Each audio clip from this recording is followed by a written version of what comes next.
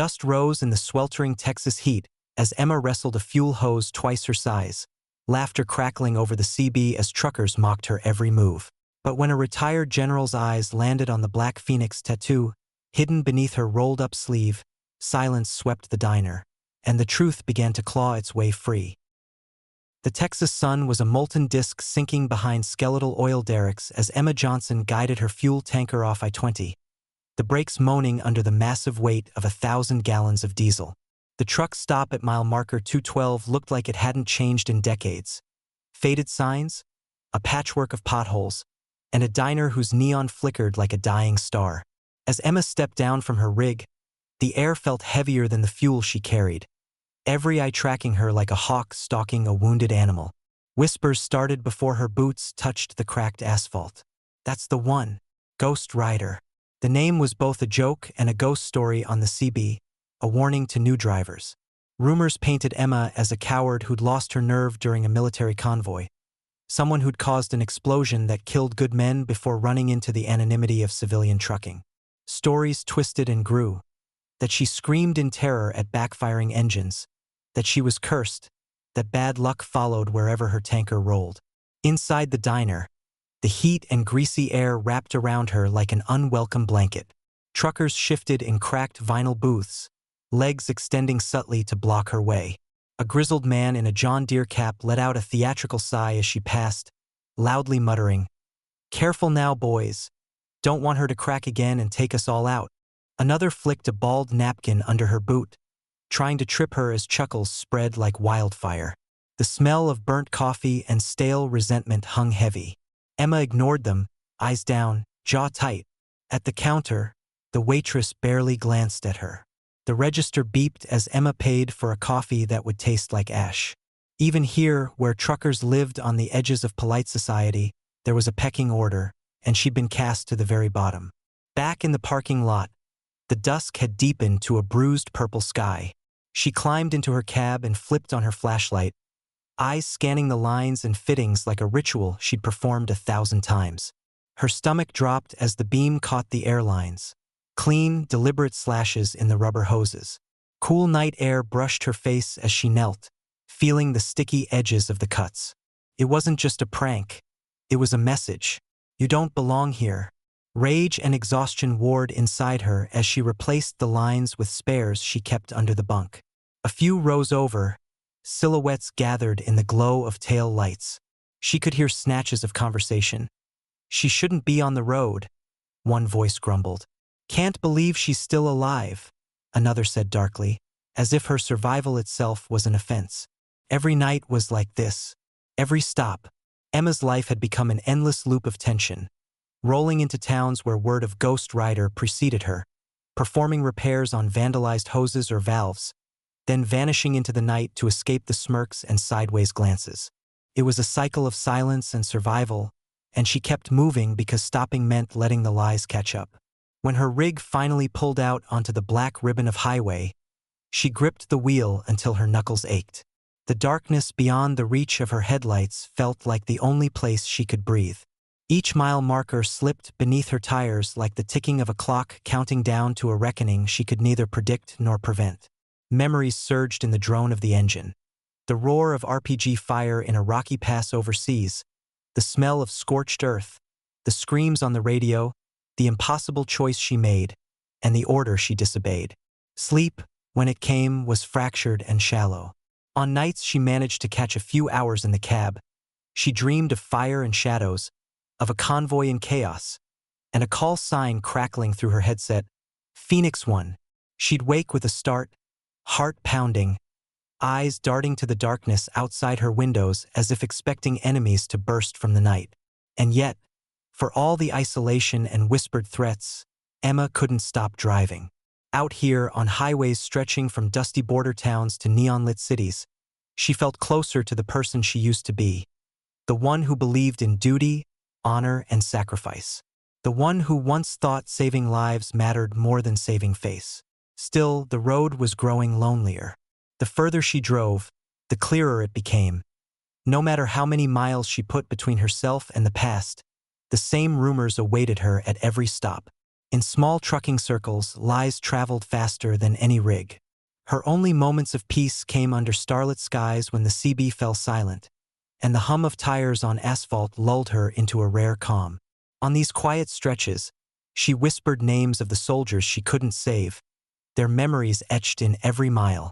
Some nights, she swore she could hear them whisper back on the wind rushing past her mirrors. But as the first pale light of dawn began to streak the sky, Emma knew the cycle would start again at the next truck stop. The hushed voices, the contemptuous laughter, the constant vigilance. And so, with the engine rumbling beneath her and the black phoenix tattoo hidden under her sleeve, she steeled herself for another day on a road that felt endless, hoping that one day, the truth might find her before the ghosts did. Night had settled over the truck stop, turning the diner into an island of buzzing fluorescence and muted country music drifting from a dusty jukebox. Emma sat alone at a corner table, gaze fixed on the swirling oil in her coffee as laughter from two booths overstabbed into her like shards of glass. Outside, the neon sign flickered, open 24 hours. But inside, tension made the air heavy. 3 young drivers, drunk on bravado, watched her with open disdain. Their voices carried enough for Emma to hear every word. Heard she froze up and let a convoy burn. Wouldn't trust her with a lawnmower, let alone a fuel rig. Each chuckle fueled the storm brewing inside her. But she kept her head low, knowing any reaction would only confirm the lies. The door creaked open with a gust of diesel-scented night air, and General Luke Hall stepped inside. His tall frame stooped with age yet radiated quiet authority, the bearing of someone who had walked through wars and shadows. He'd only planned to fuel up his RV and eat before resting, but when his eyes found Emma's solitary figure, he felt the static of danger in the air. Hall ordered coffee, scanning the diner for the source of hostility that hung so thick it almost choked him. Movement caught his eye as one of the young drivers shoved his chair back, swaggering toward Emma. His friends leaned forward eagerly. He deliberately bumped her shoulder, sloshing scalding coffee across the table and onto her lap. Emma hissed, jerking back to avoid the spill. The motion tugged her rolled-up sleeve higher, exposing a black, angular tattoo glinting under the diner's harsh lights. A phoenix, wings flared in sharp defiance, flames rising around it. Time seemed to stop. From his booth, Hall's breath caught. That wasn't just ink. It was the mark of Operation Black Scepter, a mission so secret most generals never learned its details. Only those who had bled for it bore the black phoenix, a symbol of sacrifice and silence. The young driver sneered, voice dripping mock sympathy. Careful, Ghost Rider. Wouldn't want you to panic like you did back in the war. Emma's eyes hardened, but she said nothing as she dabbed coffee from her jeans. Emboldened, he leaned closer. What's that ink supposed to be? Anyway? Some biker wannabe crap. Hall rose slowly, boots echoing across cracked linoleum. His deep voice sliced through the diner's hush. That's not a biker tattoo, he said, eyes fixed on Emma's arm. That's a mark earned in places you can't imagine. The driver turned, startled by the old man's icy tone. Who the hell are you? He demanded, but his bravado faltered under Hall's unwavering gaze. Ignoring him, Hall stepped closer to Emma. Ma'am, he said gently, respect softening his voice. Is your name really Emma Johnson? Her defenses crumbled in an instant. She looked up, eyes wide with disbelief and raw fear. It had been years since anyone spoke her true name with anything but accusation. The diner had gone deathly quiet. Even the cooks froze, drawn by the electric tension.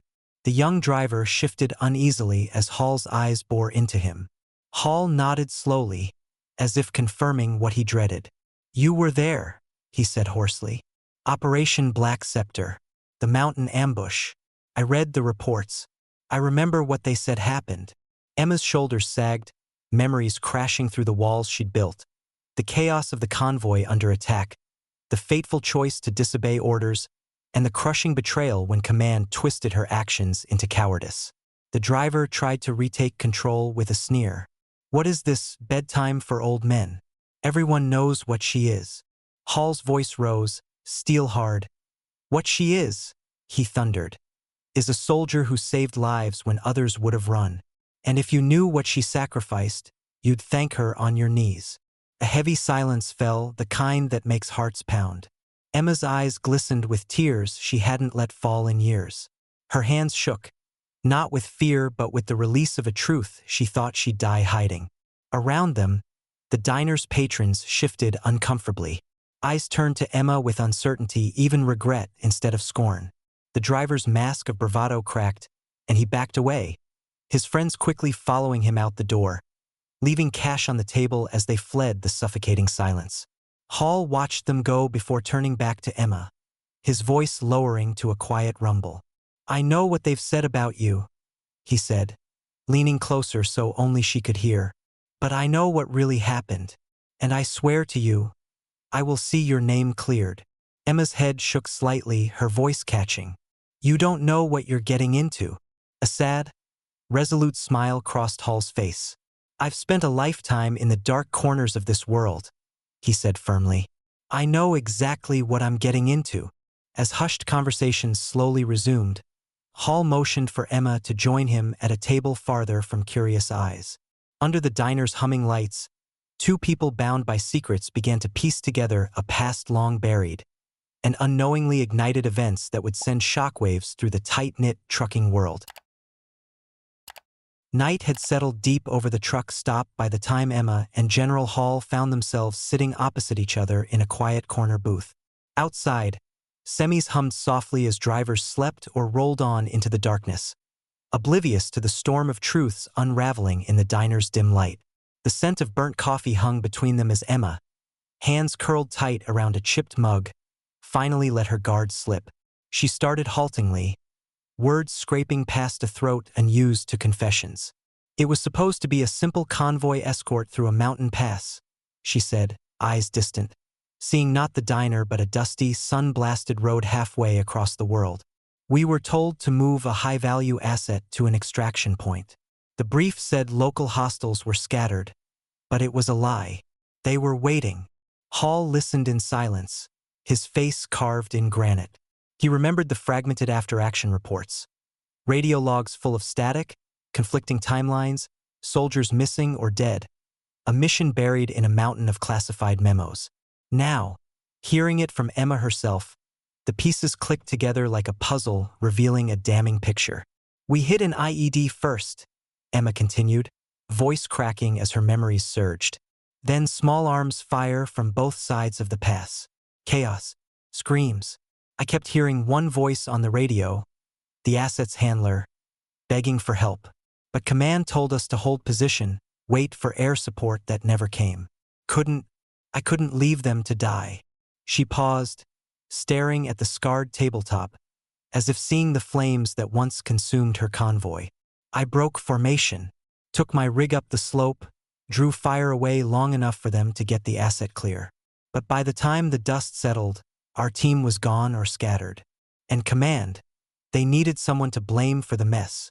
Her words fell like stones into the silence. Hall exhaled slowly, every wrinkle in his face deepening with anger and grief. "They fed you to the wolves," he said, voice low and dangerous, "to protect a mission they swore never happened." Emma nodded, eyes glistening.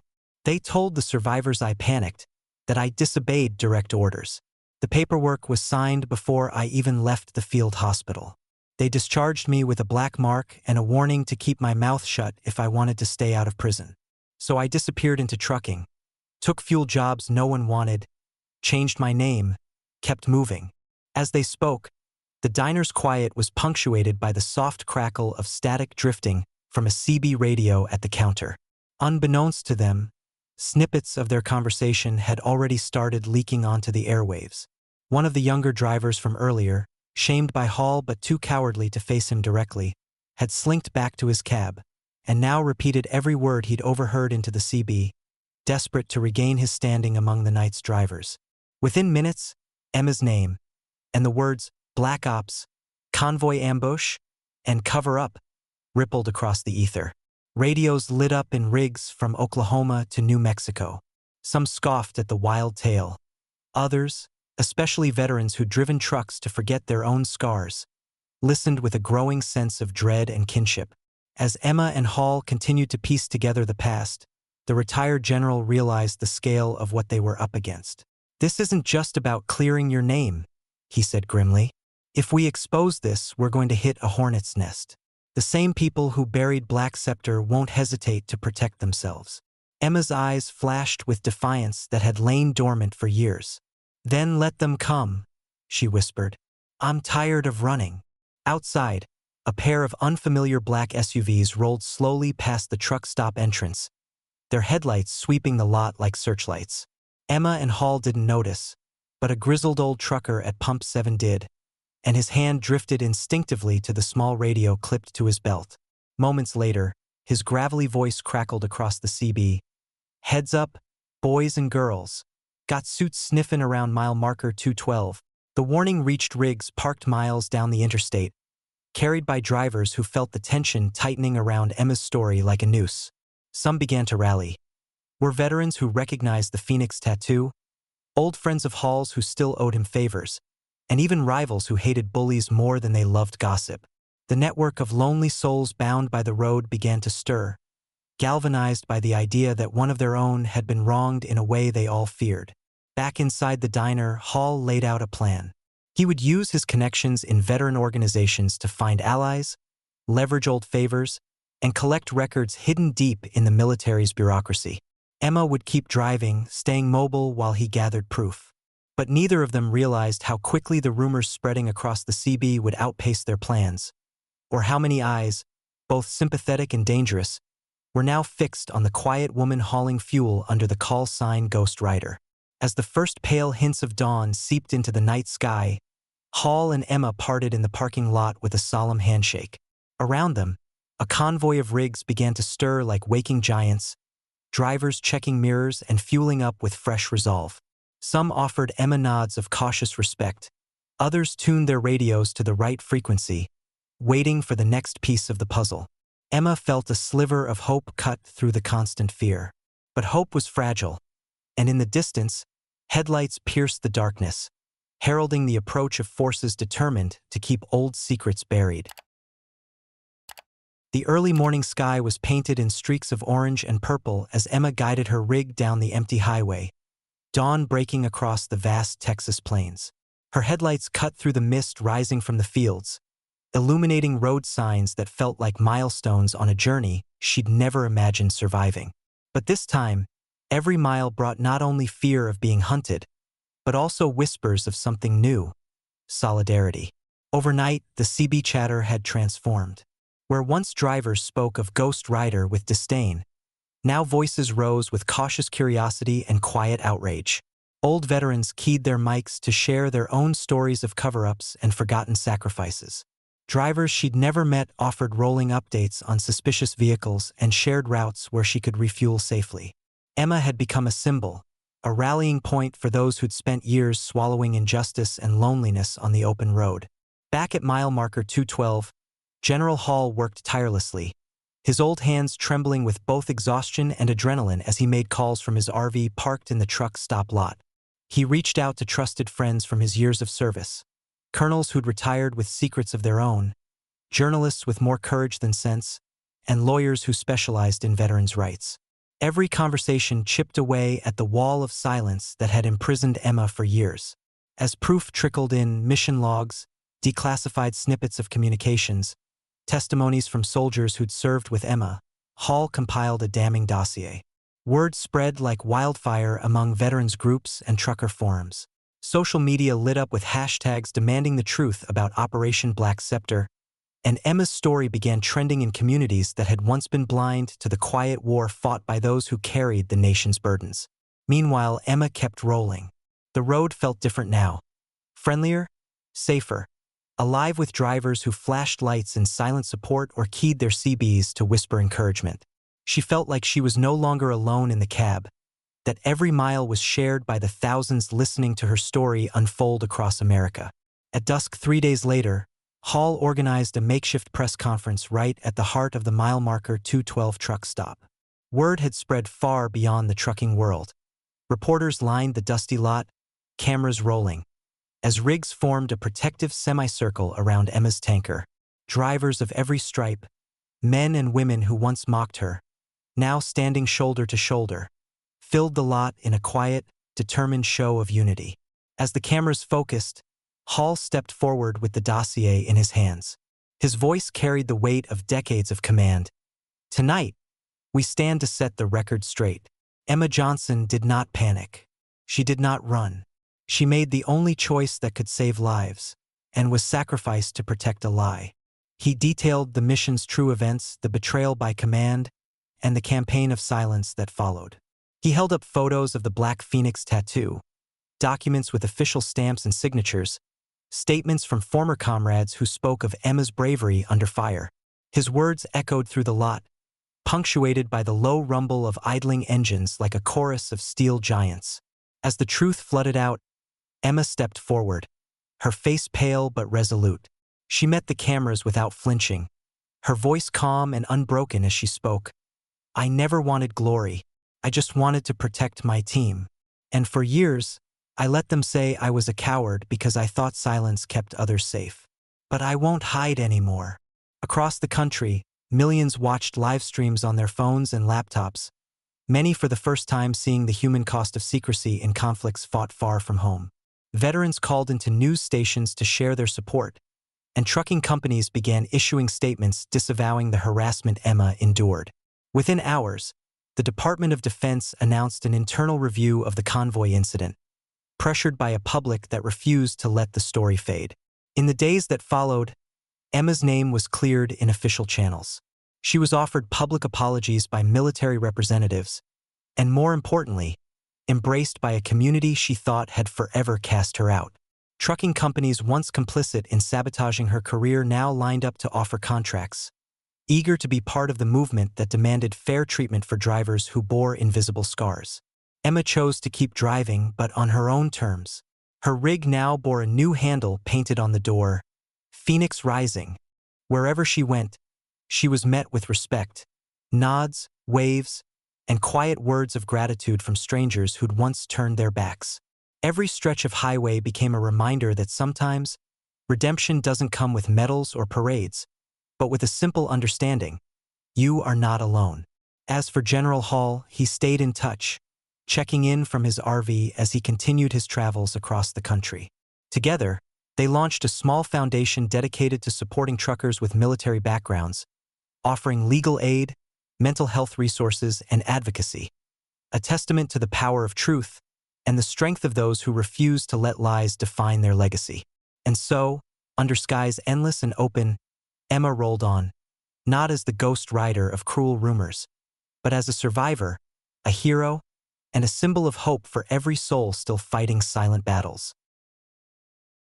Sometimes, the bravest souls are those who choose to keep moving when the world turns its back. Emma's journey reminds us that truth, though buried, can still light the road ahead. Have you ever seen someone wrongly judged by appearances alone? Share your thoughts below, and if Emma's story moved you, like, share, and subscribe to embrace the journey for more powerful stories.